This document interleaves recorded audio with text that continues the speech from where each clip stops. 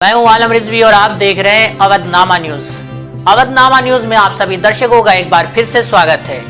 पेश हैं आज की मुख्य खबरें। एयर इंडिया को जल्द मिलेगा नया मालिक, केंद्रीय मंत्री हरदीप सिंह पुरी का बयान। जून तक पूरी कर ली जाएगी प्रक्रिया। 5 राज्यों में विस्फोटक रफ्तार से बढ़ रहा कोरोना महामारी की दूसरी लहर से चिंतित सरकार। बरनाला में किसानों में भाजपा प्रदेश उपाध्यक्ष को बनाया बंधक, रेस्ट हाउस घेर कर नारेबाजी। एसटीएफ और मेरठ पुलिस ने 4 स्थानों पर मारा छापा, हथियारों की अवैध फैक्ट्री पकड़ी, 133 असलाहा के साथ 8 गिरफ्तार। पेट्रोलियम मंत्री ने कहा, जो सस्ता देगा उससे तेल खरीदेगा भारत। देश के हितों को हमेशा प्राथमिकता पर रखेगी सरकार। असम में कांग्रेस की वापसी चाहती है जनता, राज्य पार्टी प्रमुख का दावा। पीएम मोदी ने ओराकांडी में मतुआ समुदाय के प्रतिनिधियों से मुलाकात की, एनएसए डोभाल भी रहे मौजूद। बांग्लादेश में प्रधानमंत्री मोदी के भाषण पर टिप्पणी कर फंसे थरूर, मांगनी पड़ी माफी। प्रेम में गिरफ्तार हुआ दरोगा, हाई वोल्टेज ड्रामा के बाद धनबाद महिला थाने से मिली जमानत।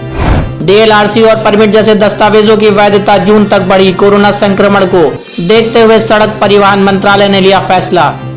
भारत ने अपनी जनता से ज्यादा वैक्सीन दी दुनिया में, टीका वितरण में रहा पहले नंबर पर।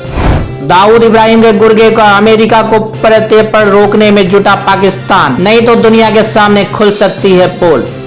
पूर्व राष्ट्रपति ट्रंप के विपरीत कोरोना टीके पर भारत के प्रस्ताव पर बाइडेन प्रशासन का सकारात्मक रुख। अमेरिकी नौसेना प्रमुख ने राजदूत संधू से मिल रक्षा साझेदारी पर दिया बल। मोटो G50 smartphone launch, 5000 mAh battery के साथ मिलेगा Snapdragon 480 5G processor.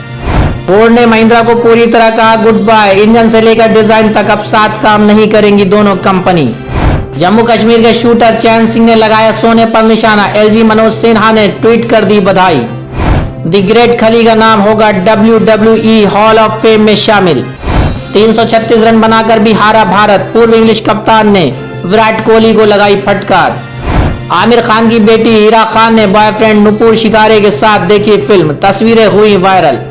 Avadhnama channel को लाइक एवं सब्सक्राइब करना ना